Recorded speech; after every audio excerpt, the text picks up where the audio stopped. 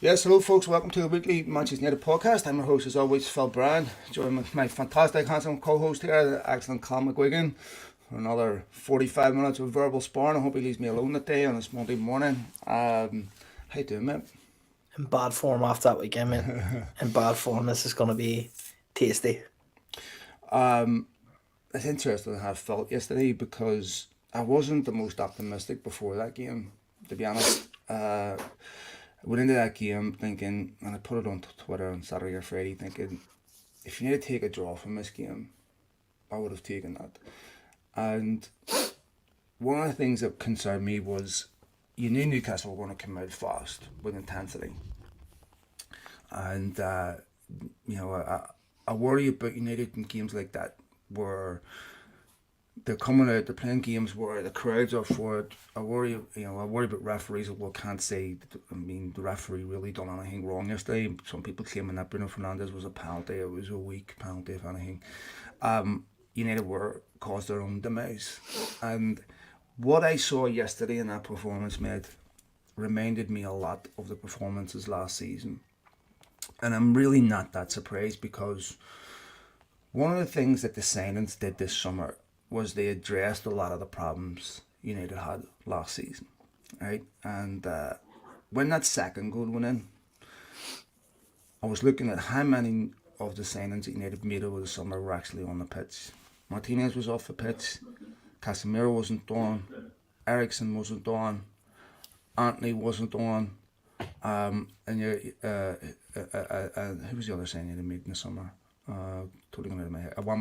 Malacia. So none of the signings that were made over the summer were actually on the pitch, and they obviously needed signings in January, which Sabitzer might be a decent player in the right team with the right formation, backed up with proper midfielders.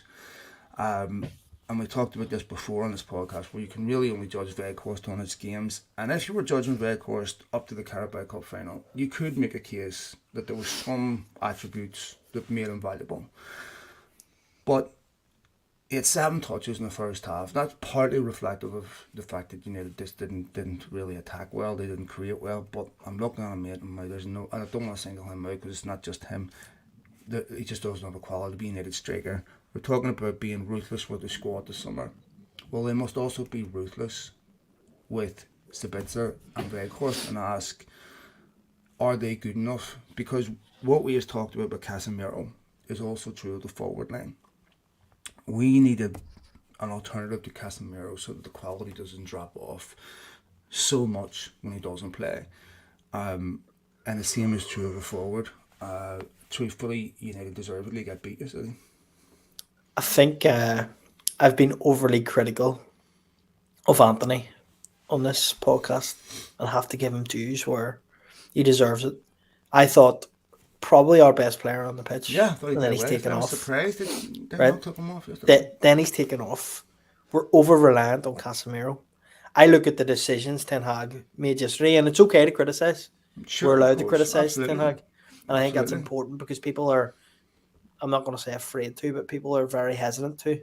Um, he deserves to be criticised. Yesterday, some of his decisions were absolutely ludicrous. Taking Anthony off, don't understand it. I mean, when we're chasing the game, you've got a corner and you decide to take off your 2 centre halves, which, by the Yeah, way, Martinez isn't an aerial threat by any means, but at the same time, he throws himself about in the box. Varane and McTominay off at the same time as we're taking a corner. Doesn't make any sense to me whenever the players you're bringing on aren't replicating the aerial threat that you've got through those players. I mean, his decision making yesterday was shocking. He also, I mean, Weghorst, we've touched on it. I backed him up to the hills on this, and I need to again reel it in because he's definitely not producing. Yesterday, he was non existent. Honestly, he was non existent. He done nothing. I mean, looking at what we have and the options we have, even Sancho, when he came on, like, just not doing it. yeah. Palestri looks as if he's got something. Didn't get to show it yesterday. I mean, if you're taking Anthony off, then the only person I think that you should be replacing Anthony with yesterday is Palestri. No, I think you're absolutely right. I mean, Ten Hag's got lots of praise. It doesn't shake my confidence in Ten Hag. I still think he's an exceptional Yeah, manager. no. He's done an unbelievable job. But we have to give our opinion, and you would have to say that the changes he made yesterday didn't work. I was surprised. I've seen Anthony be left on when he's playing far worse. And, Definitely. you know, it was shortly after that overlap with Dallow where he back a lovely back heel. And Dan Burns not an easy player to play against. He's a big, tall lad, you know. And I thought Anthony had him on strings. yeah, I thought Anthony was doing quite well. He was a threat, and I was a bit surprised at why he was taken off. You know, we talked about the midfield, and what was obvious yesterday, Newcastle pressed United really high, right? And the transitions from defence into midfield were really poor. And they were But poor. this is where I need to cut ahead, mate. across you and say, why is he not at this point? The point you're making, why is he not bringing Fred in? Why is I was McTominay surprised playing ahead of didn't play Fred? yesterday. McTominay's playing ahead of Fred. I'll tell you why McTominay's playing ahead of Fred, because he scored a couple of goals for Scotland. It's a completely different ball game altogether. McTominay, when he plays with Scotland, is a different type of player than when he plays in Manchester United. I mean, yesterday McTominay was shocking for us. Really, really poor. I think, like, I looked at stats yesterday, like, the touches he had were shocking. The amount of ground he covered was shocking. Fred puts in a better performance yesterday, but we didn't get to see Fred. Why not? That's a decision I was want to know from surprised the off. because Fred was, you know, away on holiday, would have been fresh, and McTominay had played 2 games. You know, it's interesting because I was trying to watch how the midfield was lining up, and either McTominay wasn't disciplined in how he was playing, or he was playing really high in that midfield. He was playing very high, yeah. Yeah, and so I was looking at, you know, Sabitzer and Bruno were dropping deep, try to link, and neither of them are really particularly good at that. I was sitting thinking about Scott McTominay this morning. I was going, you know, brilliant that he scored these goals for Scotland and all that there. That's great. What type of midfielder is Scott McTominay? Is he a holding midfielder? Is he a box-to-box midfielder? Is he a creative midfielder? If you ask me, if another fan said our team wants the same Scott McTominay, what's his best position? What would you say? Honestly, I don't know. He's kind of I like don't know John either. O'Shea in that aspect. I don't know where his best But I mean, position O'Shea is. was a good centre back. Like, you know, Oh, he had some oh, no, ability. But O'Shea- McTominay, I don't know. But I like, think they're similar type of players. I think I referred to him once similar to Fletcher, and I think that was wrong. He's similar to O'Shea. He can play a wide range of positions. He can give you a 6 out of 10 one game, a 9 out of 10 another game, and a 1 out of 10 on another day. He name doesn't me get his top consistent 3 performances. attributes. I mean, can you put an attribute on his heart? Because that's something I see from him. He gives a lot. I mean, his finishing's not great. Defensively, he's average. I think he's a Joe average type of player. I think in a team where there's less pressure, McTominay does well in. Honestly, mate, I want to be kind to Scott, right? Because I don't want to be reactionary. But I don't know what I couldn't tell you what type of midfielder he is. You know, I couldn't tell you. Is he a What's his defensive best midfielder? attribute then? I don't think he has anything particularly outstanding. I think he is not a Manchester United quality midfielder. You know, he obviously offers you height on set pieces, right? You know, but I'm looking at him going, maybe he has a bit of bite sometimes in midfield. You know, but when you're struggling for quality in the midfield, I think it really shows, because for Scott McTominay to be effective, he needs to be playing with quality players so that you're not relying on him to do things that he can't do. And, you know, I want to be also, you know, with Sabitzer, I'm going, I haven't made my mind up on him yet, right? I'm glad United signed him because they needed a midfielder. He's not terrible, right, where he stands out because he's so poor. But I'm looking at him going, okay, but every time I hear someone saying they want to sign him, it's based on his price tag. Well, he's, you know, 15 million or whatever. You know, there's a reason for that. There's a reason he's not getting in Bayern Munich's midfield. You know, if you look at his performances at Leipzig, what have you, you know, good midfielder, scored goals, what have you.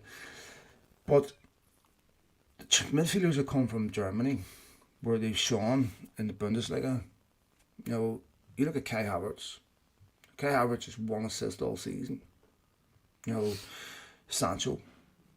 You know, the transition sometimes is a big one. I remember Ralph Rangnick saying about Burnley that they would never be in the bottom three in the bottom eight in Bundesliga. I don't want to criticise the Bundesliga at all. I mean, there's obviously some very, very good teams there with very, very good players. You know, but in some sense, it's a bit of a risk in the same way the Dutch league is, in that, you know, there's the transition to the Premier League is massive. It isn't easy to come in January, to be fair, and I think, you know, you can still see that Ten Hag is probably about halfway through the rebuild, and it doesn't take much for United to fall back on some of the things that they did last season. But, you know, Eriksen still leads United with assists on 7.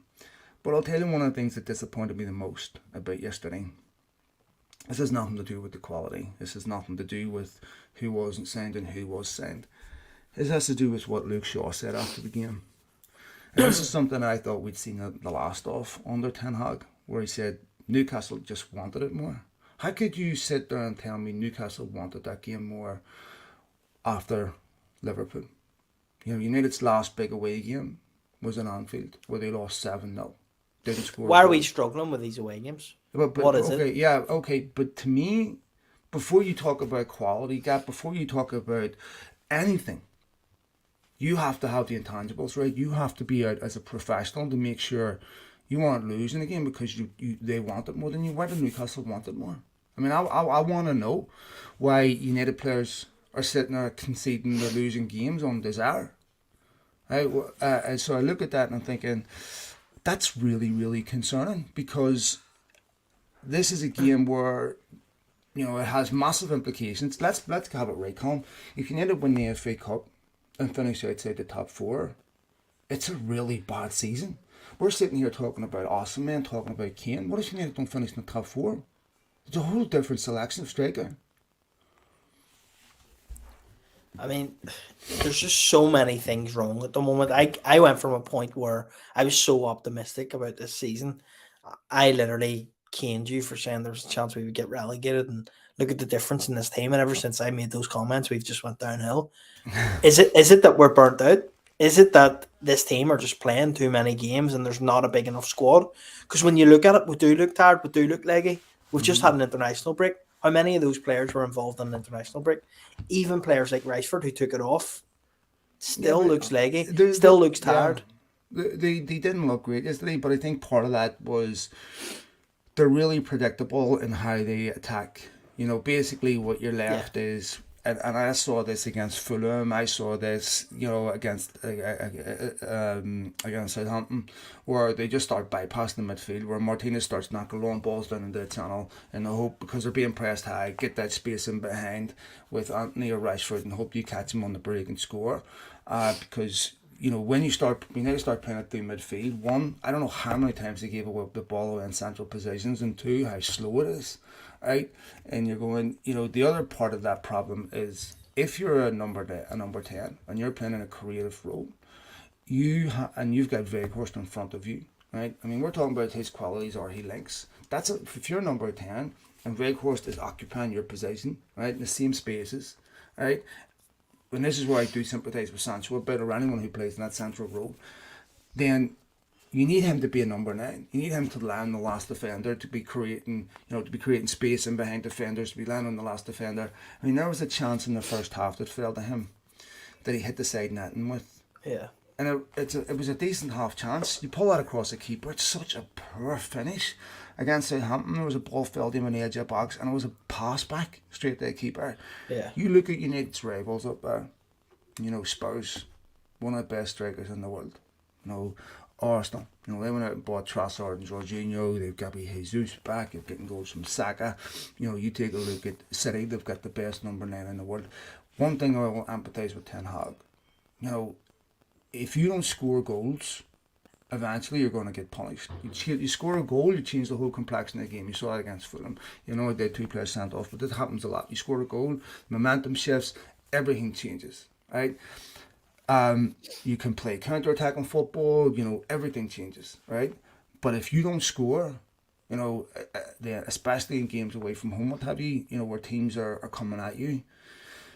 You know, it's very, very difficult. And this is, I mean, we're sitting here talking about the Glazers want to stay.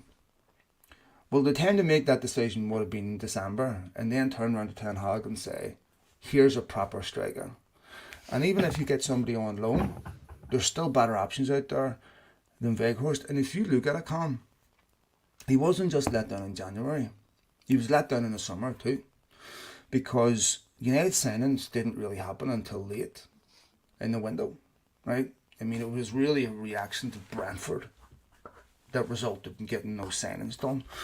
We're once again embroiled in a stupid saga over one player. Massive gaps in other parts of the squad that weren't being addressed. And they were trying to address those gaps with Rabiot and Arnautovic. Nowhere near the quality that they needed. But is this not a supporting argument for Ten Hag that right now you can put this downfall to a lack of strength and depth? You look at this it's team, definitely a big part of it. There's a lack in strength and depth. I mean, Martial came on yesterday. You know what? He actually looked half decent when he came on yesterday. Looked much better. But I can't. But I can't have any hope in that, because then I think about next week and Martial will probably be out because he's broken his big toe. That's the issue that we're faced with here. Martial is not reliable. I think no matter how high the ceiling is for Martial, how good Martial can be, we have to get rid of him in the summer. We can't continue to say, okay, it's okay. You know what? He's out for half the season, but it's okay because when he comes on, he might score and he might do well. Look, it's past that point now. The situation you need to have to address in the summer is where they're not reliant on Anthony Martial. Where if he gets injured as expected, it's really not going to have a material impact on the team because there's a top striker that's playing ahead of him. You know, you can't have a situation where your only striker is Wout Weghorst. Would you keep Weghorst? No. Absolutely you wouldn't not. keep him at all? No. I haven't seen anything about Wout Weghorst. There's a Wout Weghorst at every championship club, every club in the championship. Right? I haven't seen anything in him that would say to me he's a Man United player. Because here's the thing that worries me, Colm, and it goes back to what I was saying earlier. You signed Wout Weghorst as a backup striker, right? United need to make sure that if they have a backup striker, he's someone capable of getting 10, 15 goals a season. Someone capable of actually playing at this level and being a threat. I mean, I remember... Okay, let me ask you this, sorry, before you continue, just because we're on this topic, right? Well then, say for example, we keep Martial and we keep Weghorst and we go out and sign Harry Kane. Would you be happy with that as your strength and depth? No, because here's the problem with that. With Weghorst and Martial, right? If Martial's out for another couple of months, which is highly probable next season, and you need to rely on Weghorst, you need to rest Kane. Weghorst doesn't give you anything that's worth looking at. Why not go out and sign a young striker that has potential, where you can invest in and say, you know what, we can get a young 19, 20-year-old who's at the level Weghorst is at. I mean, you could go get that in the championship right now, no problems, and develop them, right? So I think Weghorst is not going to get any better, and he's also a problem for those playing behind him. You know, if you take a look at United's assists, it's not just Sancho's problem. It goes right throughout the team. I mean, Fernandes and Eriksen leads United's assists at 6 and 7. After that, you're talking 2s and 3s. That's not good enough. And the part of that is for a unit, an assist is also dependent upon someone finishing a chance. If Weghorst finished Igalo was a better loan signing than Weghorst. If Weghorst finishes 3 or 4 more chances, which he should have done, I mean, how many gaping opportunities he missed? You know, that would increase the assist load on Anthony, would increase the assist load on Sancho and other players, where their confidence grows. They are not being so harshly judged. Now, some of the criticism they do deserve. But Weghorst is 6'6". I don't mean to be overly critical. When was the last time someone went a header? It's true. I mean, I remember James from United up with here is getting battered for this, but he brought up a really important point. It was away at Forest when he scored. And I remember watching him loads of times and going, for a big lad, 6'6", he loses the ball in the air a lot, right? He can't hold the ball up, right? If he plays on the last defender, at that level, that's too easy. I mean, we sat here and said, what's Scott McTominay's best attribute? What's Fred Weghorst's? His pressing ability, probably. Is what?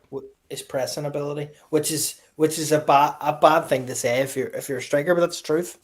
And I think he does press really well. And if you're a team that presses from the front, it works out well. But I can't defend him anymore and his lack of Here's a activity reality around about strikers, the whether box. this is true or not, whether this is right or not. A striker can play absolutely shit and score, and his confidence will go through the roof. Or he can play absolutely amazing and not score, and his confidence will get destroyed because ultimately they're judged on goals. Bottom line, if you have someone, if you have someone up front doesn't score goals, it's very difficult to win games. And when you look at United's teams that are chasing them, right, they all have strikers that score goals. You know, Isak and Colm Wilson scores yesterday. Isak, Colm Wilson. 2 forwards, right? You know, the players around them, you know, you look at Arsenal, they get goals from multiple positions. You know, Gabriel Jesus back scoring goals. You look at even Liverpool, right? They've got more, you know, they've got Jota, they've got Luis Diaz, they've got Salah, you know, Nunez still chips in with a few. You know, United, what, Rashford? Isak didn't score yesterday, right? It was Willock Oh, and it was Wilson. Willock, it was Willock Willock and and Wilson. yeah, But Willock he and is a Wilson. striker that I think we should have been in the market for. Isak. I think he fits the type of striker that we need, what we want. I think he's young, he's hungry. He's proved at Newcastle that he can score goals. I know he hasn't been unbelievable in front of Well, he was goals, but he's injured been quite a injured, bit, like, for yeah. quite a while. So I mean, that's the type of striker. And again, this all goes back to the point that we've been reactive in the market, not proactive, and that's why we've ended up with Weghorst. Well, they didn't Because have the money in January. I mean, there was nothing well, else they could do. I mean, bottom line is, and Gary Neville said this, and that's 100% correct, that, you know, I have no doubt that if Ten Hag was given serious money in January to spend a striker, he wouldn't have signed Weghorst. I mean, well, let Weghorst, me spin this on you, right? Out of the signings we made in the summer, forget about Casemiro. Do you think that a striker wasn't as pressing as a backup left back or a centre half? And I'm not saying Martinez has been an unbelievable piece of business, but for me, this team needs a striker more than anything else. And do you no, know I what? mean, Put it alongside a centre midfielder. I'd say it was just as important to go out and get a striker. here's the problem with, like, with the top class striker, right? United, you know, Nunez costs 100 million, right? Malacia costs 12. Martinez costs 50, right? So you can address other areas of the squad, you know, and spread that budget out a little bit different. Now, Okay, maybe where you could wait 1 argue, second. maybe We're where you paid could a argue million for is the Anthony. Anthony situation. Yeah, No, I do you know what I completely mean? agree with you, and that's what I was going to get there. Maybe where you could argue is the Anthony situation, right? Where, okay, you know, maybe Garnacho, you know, would have been, there wouldn't have been a massive drop off if Garnacho played in that position. Even with Sancho in that position, but obviously, you know, Sancho had some personal problems. That's a fair shout, but that is something that absolutely, of course, is a priority over the summer. But, you know, But it here's the should have thing. been the priority last season. Do you know what I mean? Like you're saying to me, oh well, No, I it's agree. one of them things. We didn't have the money. We did have the money, mate. We prioritized other signings. But here's also, remember at the start of the season, you still had the Ronaldo problem, Yeah, right? but look, every dog on the street knew Ronaldo wasn't going to put in a Yeah, 30, 40 goal but here's the season thing, performance. Colm. There was a problem because Ten Hag wanted to get rid of Ronaldo in the summer, right? I mean, he knew that.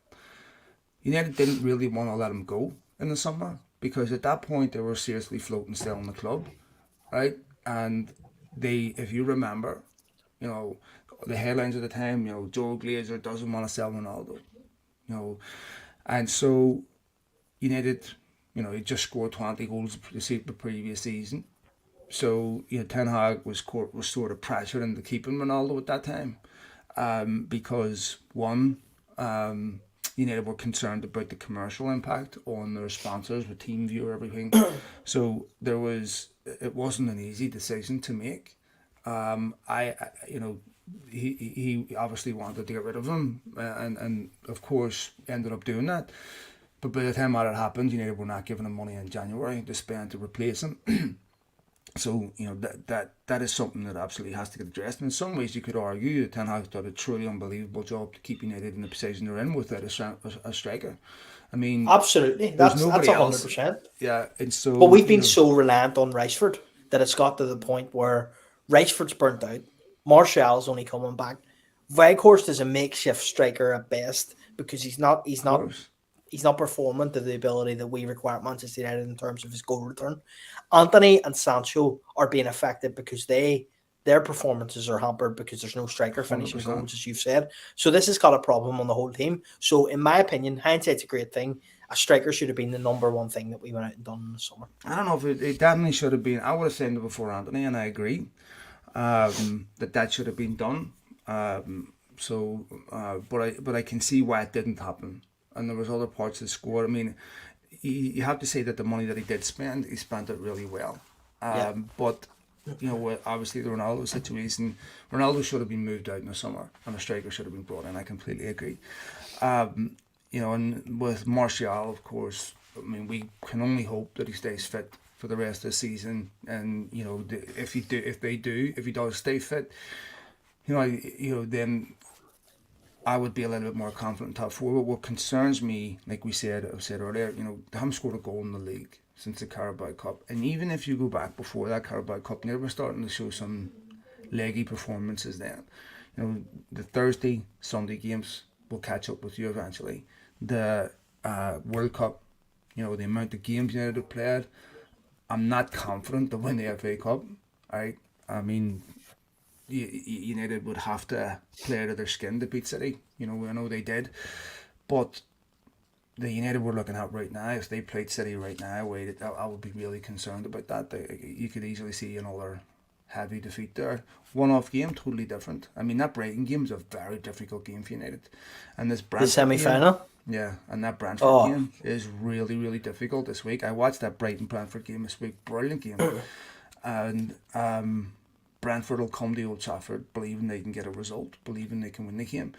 One of the things about last season was no matter, United didn't have a quality to change the game. Even in that Fulham game, to me, before that whole collapse happened, Fulham had more technical ability in midfield than what United had. And when you're looking at Fred and McTominay in midfield, they're good at certain things, but technical creativity is neither. They're capable of neither. And when you have no central striker and your movement up front is quite predictable, it's really, really hard to break teams down. So I think two things are catching up with United. The fact that they're still really weak in certain positions and they have no depth. And, of course, some of the fatigue issues. They have a real fight on their hands to finish top four. And Ten Hag, in some sense, is in a similar position to what he was in after Brentford, because when you look at United's away performance at Liverpool and you look at their away performance at Newcastle, there's similar stats in terms of the ground they're covered and the runs that they're making and what they were seeing in those first two games. And so that's a big, big concern to me. But I think that's how important the Europa League now becomes, because we're in a position where we can guarantee ourselves to qualify for the Champions League through the Europa League. We're within touch and distance, really. I mean, Sevilla have been shocking this season.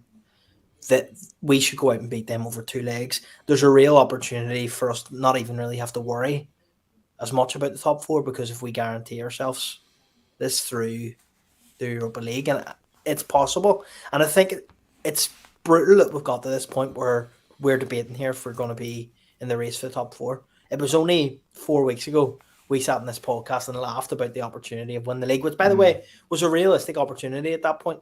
Maybe a little bit out of the realms of possibility, but it was still within reason that we could talk about it. And the where we are now is absolutely shocking. The results have been a disgrace. The performances have been worse. It needs to get better. I don't know if I would. They've been really bad and they've been No, concerning. mate, they have And been an absolute disgrace. How can you even sit there and tell me it hasn't been a disgrace? the We're going to Southampton start verbal game, sparring now. the Southampton game, they should have won that game, no question. Right, that's a terrible We result. were atrocious. The Liverpool game, undeniable. Right, Yep. you cannot lose 7-0 to Liverpool. I mean, they were dismantled at the weekend. They gave up. United never. I mean, it was a horror show, and this is partly what concerns me. Is Ten Hag talked about getting a reaction after that game. Ten Hag talked about it's a one-off, it's a blip. Well, where's that reaction? You know, and so one of two things is true. Either they're not good enough to give the reaction with the players that they have on the pitch, or they're not really concerned. I mean, they had a good performance away to Betis, where Casemiro played, of course. And then, of course, the early sending off against Southampton, I think they would have won that game if we'd have stayed on the pitch. You can't be sitting here being a one-man team or a two-man team. This is where the only thing that comes into our advantage is such as the fact that Casemiro and Eriksen should be back soon. Yes, And I hopefully think Martial stays fit between now and the end of the season. that's very important. Martial to chip in goals. I mean, a front three of Martial, Anthony / Sancho and Rashford is decent going into the tail end of the season. Is a front three that we could live with. I think when you add Wakehorst into the mix, and he's not adding in any sort of threat in front of goal, then we've got problems. But I think with those three, there's a possibility that we could turn it on over the next few weeks. And if we don't, that's it, man. Well, I mean, he's got a massive job on his hands, and what I saw in those last couple of games was very reminiscent of what I saw last season. And like we said earlier, lose games fine, but to lose them on desire, that is something that is completely unacceptable. And Ten Hag didn't get it right yesterday. Took a gamble yesterday, and it didn't pay off. It's hard to say whether that goal would have been from the corner or not had he have left the players on the pitch. It was a bit bizarre to see him taking off his two centre backs, then putting on Lindelof. I didn't understand that at all. And to take Anthony off was a bit of a surprise to me. So the other thing is, of course, United's financials were released when we last recorded this podcast. I was reading about them this morning. The only potential positive was commercial revenue was up, but the pre-tax profit of 6.2 million. Ultimately, it's a loss again. The debt is at a truly disgraceful level. And you look at that, and you're going, the what's available to United and the Glazers right now this summer without investment, without selling the football club, is nowhere near what it will take for United to become a title-winning team. Not to mention all the other things that need to get done, plus investment in stadium, investment in the ground. You could argue that if United finished outside the top four, that would be hard to see why anyone would invest in the club at that point. I mean, I disagree. Like, I can understand what you mean from a business standpoint, so to speak. If we qualify for the Champions League, forget about the top four, because it doesn't really matter if we qualify for the Champions League through the Europa League. I think from an investor's point of view, this is the time to get on board with Manchester United. We are in the middle of a change on the pitch, regardless of anything else that's going on around it. So why would anyone who's investing in the club not be happy to come on board, even if we finish outside the top four? Because what's the downfall? There's no return on that investment. People aren't investing because they want to see United successful on the pitch. They want to see them successful because of the revenues off the pitch. And when you look at where United's revenues at, it's extremely, extremely concerning. I mean, not to mention what's already still owed on transfers. They're going to have to sell quite a few players this summer. But here's the problem with that. Everyone's saying, sell this guy, sell this guy, sell this guy. You can't sell anyone until you know how much money you have to spend and who you're going to replace them with. Both those things are unknown right now. This is why this thing dragging on will probably once again put Ten Hag at a disadvantage, where once again he's relying on late signings in the window, which will be at an inflated price. I mean, if you look at Anthony could have been signed a month before, right, for 20 million less. And this continues to happen, where they drag out signings to the last 2 weeks of the window, and then all of a sudden they overpay for players, or they don't get the players that they want, or they have to go and sign, late replacements. That can't happen this summer. United really need to start planning now for incomings. And they've a lot of players out on loan. People talking about Harry Maguire going to Leicester on loan. No more loans. Sell. There can't be any more loans. Why would we be loaning Harry Maguire to Leicester on loan? What would be the benefit of that? The only benefit is off the wage bill, but still, even at that, he doesn't fully come off it. Sell him. There was supposedly Chelsea interested in him last summer. Well, I think going by yesterday when he brings on Lindelof at the end, I think that's telling you enough about Harry Maguire that he's gone this summer regardless. I think Ten Hag doesn't fancy him. I mean, even for what it's worth at the end, Harry Maguire is a better aerial threat than Lindelof, and he still brings on Lindelof. That tells you enough. Here's the thing. Here's the unknowns to me, Colm, right? So you take a look at someone like Chelsea, right? When you bring in people, especially in the area of recruitment, you have to bring in people that are extremely experienced in that area, because that's relationship driven. That you can't go into that like Woodward just because you've got a big checkbook and start throwing it about. You have to have good relationships with agents, right?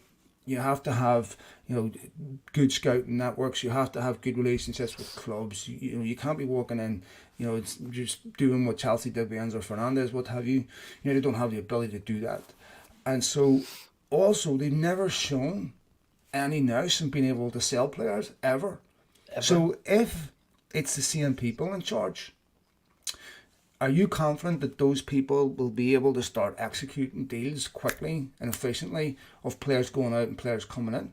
I mean, Dean Henderson should have been sold. You take a look at Eric Bailly should have been sold, right? And when you look at people who actually know what's going on, listen to what they say, there's been loads of offers for these players, and yet it dicked around. Brandon Williams should have been sold. I can't understand these decisions. It just doesn't make sense. Well, a football club that badly needs to sell to buy, why are they still here? And this is something that no matter what happens this summer has to get addressed. But am I confident that United will all of a sudden have deals lined up for Maguire, deals lined up for Brandon Williams, deals lined up for Bailly, Tellez, players like this? No. It wouldn't surprise me to see half of them still there in the beginning of August. That would be an absolute shambles if half of those players you've named are still there. I would accept Maguire staying, the rest of them have to go. No, I know, but we've been saying this about players for years. I mean, Paul Pogba shouldn't have been allowed to see his contract. United should have sold him, and replaced him. And this is a serious problem with this football club that affects how the team look. I mean, they're short in so many areas. You need a forward. Take a look at what they did with Ronaldo. Like we said, should have been going in the summer. If we take Ronaldo at his word, whereas an article comes out July 1st that he wants to leave because there's no Champions League football, go. And so this inefficiency in how you recruit and how you sell is a major problem. And I don't have confidence that the people that are there, even if they're there under new ownership, will start executing deals quickly. And maybe when you take Joe Glazer out of the equation, you can start doing that a lot faster. But this is something that has to get addressed this summer, and this is another thing that would really worry me with investment. Joe Glazer's still the bottleneck in the football club. Joe Glazer's still the guy that micromanages every major tiny football decision. Someone hands Joe Glazer $1 billion. You think Joe Glazer all of a sudden starts saying, you know what, do these deals quickly. The same mentality will exist, right? The same nonsense will exist, right? And so I really worry about, if they were to stay, it would be really disruptive to Ten Hag's plans. Well, I think you hit the nail on the head there. Disruptive to Ten Hag's plans, which results in another season of expectations being lowered as we go on. Right, give me a prediction for Brentford. After the start of the season, we owe Brentford big time. We need to come out all guns firing. I'm not as confident, and I think we'll draw the game. But They can't afford I to hope I'm draw. wrong. I hope I'm wrong, but I honestly see Brentford getting something off us. If United draw that game, don't win it, then I'm going to be very, very worried. Yeah. Because this is a I game can that is a see must a win. one each, two each draw, something like that. I would, I would be very, very worried if United don't win that game, because Better still, I think we actually draw against Everton as well at the weekend. that if United don't win these next two games, I would be very then forget about top four, and not just forget about top four, Europa League, FA Cup. United will show they do not have the ability to react under pressure when they have to win, and that would be really, really concerning to me. So.